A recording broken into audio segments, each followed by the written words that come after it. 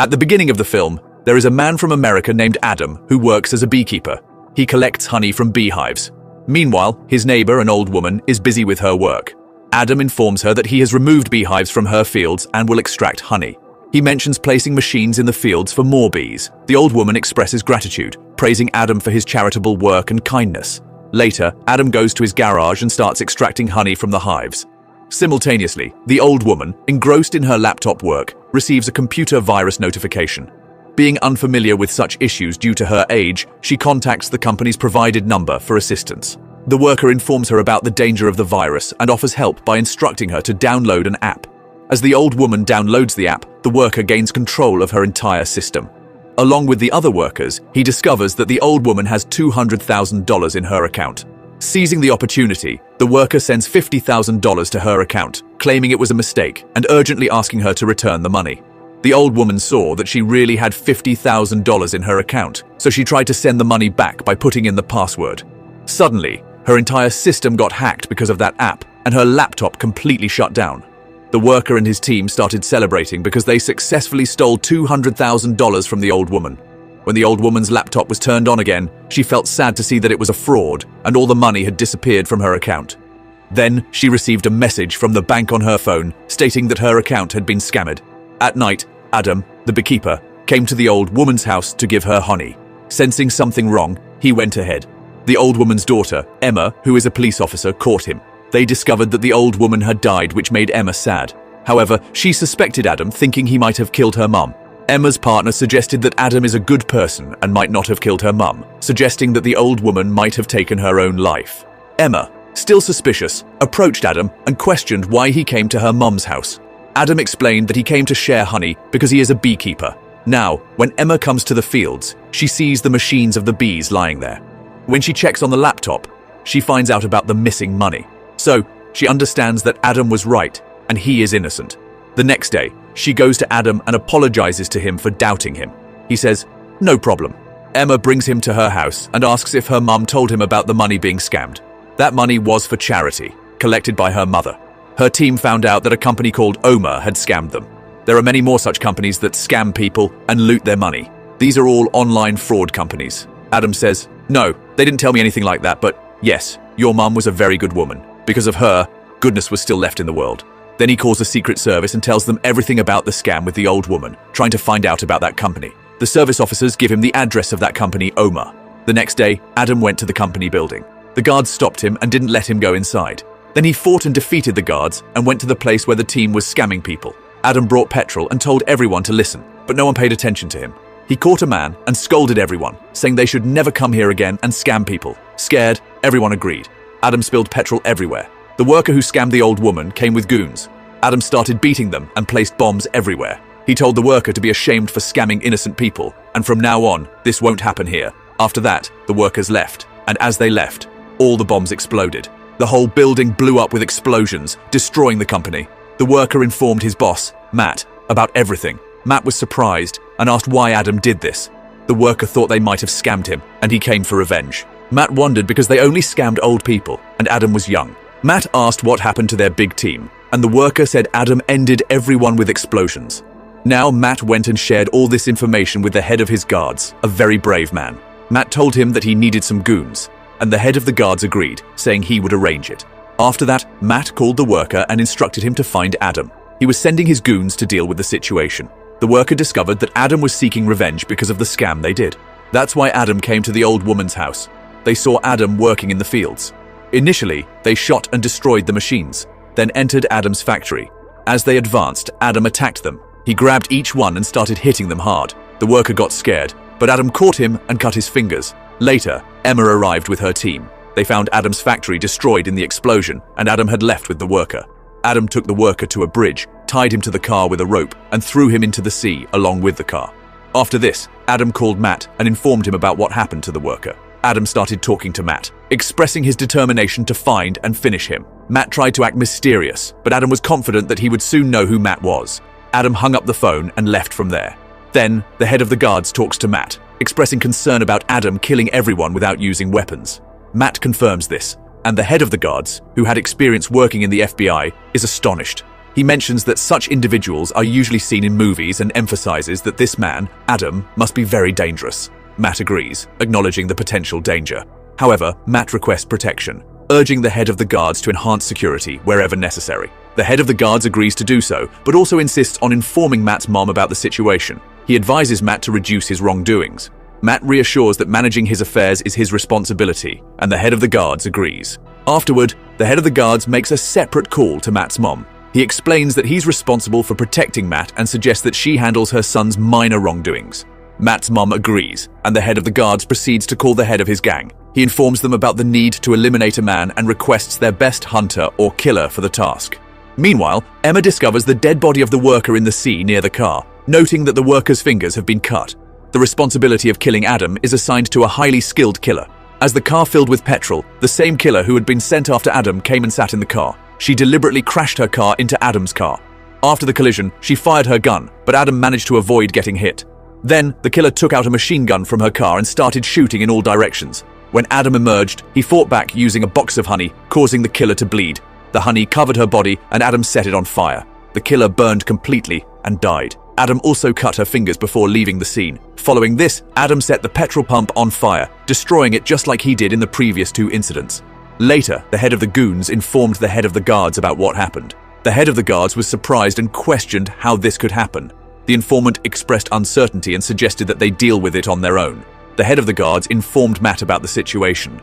Matt inquired why the head of the guards couldn't handle it, and the head of the guards assured him that they would manage everything. Emma and her companion arrived at the petrol pump to assess the damage. Emma suspected a larger conspiracy behind the events and decided to discuss it with their senior. The head of the guards decided to hire many goons to deal with Adam. He gathered everyone and informed them that they were facing a beekeeper, and their mission was to fight and finish him. Each person received a picture of Adam along with other information about him. Meanwhile, Adam arrived at a factory. Using the fingers he had cut from previous encounters, he attempted to open a lock. Adam collected these fingers for a specific reason. Once inside, he gathered crucial information about the company's link to Oma Company and their main office. After obtaining what he needed, he left the premises. On the other hand, Emma and her companion went to their senior FBI officer to report the destruction caused by a man in their area. They explained that the man had destroyed a company and its workers, and had now targeted other companies associated with Oma Company. They requested soldiers to stop him, and the senior officer agreed to assist. The officer from the second company of Oma, who was a companion of Matt, was busy teaching people to scam others when the news reached them. A third company officer warned them of the potential danger, prompting a need to evacuate. Despite resistance from Matt's companion, the officer took him away, and he was ordered Matt to vacate the place quickly. At that place, all the officers were talking about stopping Adam. Suddenly, Adam appears and points out a mistake in the information they had about him. They mentioned his weight as 83 kilos, but his real weight is 78 kilos. This surprises the officers because they realize this is the person they are looking for. They try to catch Adam, but he fights back fiercely. Adam defeats almost everyone, making them unconscious. He leaves one officer and goes upstairs where Matt's companion is preparing to escape with his workers. Adam warns them that they have 2 minutes to leave, or they will be harmed. However, Matt's companion refuses, fearing that everyone will lose their jobs if they leave. The officers, recovering from the beating, try to catch Adam. They shoot at him, but Adam uses one of the officers as a shield. Taking advantage of the situation, Adam escapes. Some officers follow him, but Adam defeats each one, making them unconscious. The remaining officers search for Adam in an elevator, but he turns the tables by throwing the elevator on them, defeating everyone. Afterward, Adam confronts Matt's companion and continues to question him about the money, but he remains silent. Adam continues to interrogate Matt's companion, showing him a picture of the old woman he scammed. He emphasizes that the old woman took her own life, and if he doesn't reveal information about his employer, he will be the next to face consequences. Adam hints that he can show a picture of Matt and describes him as very dangerous. Drawing an analogy to dealing with the queen of bees while extracting honey, Adam expresses that he doesn't spare even the dangerous ones. Emma and her companion arrive at the scene. Adam, not wanting to confront Emma directly, informs her quietly that he is responsible for her mother's death and then runs away. Emma's companion tries to catch him, but Adam manages to escape without causing harm. Emma and her companion start searching the entire area. Meanwhile, Matt and the head of the guards are at a party when the guard's head receives a call. After the call, he informs Matt that they need to tell everything to Matt's mother because the officers have taken control of the company. Matt contacts his mother, informing her about a small issue in the company and requesting her assistance. His mother agrees and asks for all the information to handle the situation. Now, it turns out that Matt's mother is the President of America. Emma discovers that Adam is on a mission to end Matt because he is involved in running all the scam companies, with a major company named Danforth behind them. Emma shares this crucial information with her companion and the FBI officer. They learn that Danforth's strong software is used for scamming money from innocent old people, and only 3 of them are aware of this. The FBI officer emphasizes the need to keep this information confidential, assuring that he will take care of things in the future. Emma acknowledges that Adam will likely go after Matt and his mother, and they must address the situation. The FBI officer grants them the authority to gather soldiers to stop Adam, trusting them to handle the next steps. The following day, Emma and her companion take charge of securing the White House. Simultaneously, the head of the guards calls in another dangerous killer to ensure their safety. This killer assures the head of the guards that nothing will happen to him while he is around. Matt's mother arrives at the White House, and after thorough vehicle checks, they are allowed inside. However, when it comes to inspecting a truck, Adam discreetly opens a gutter and hangs underneath the truck. Now, when the truck was checked from below, the officer was killed by Adam, and he hung him aside. Wearing the clothes of that guard, Adam blends in with the other guards. He proceeds to plant a bomb in a car, changes back into his original suit after removing the guard's clothes, and enters the White House, where a party is taking place. The head of the guards is present, but Emma notices Adam. All the officers, along with the killer, start chasing him. The killer also tries to attack him. Adam is captured.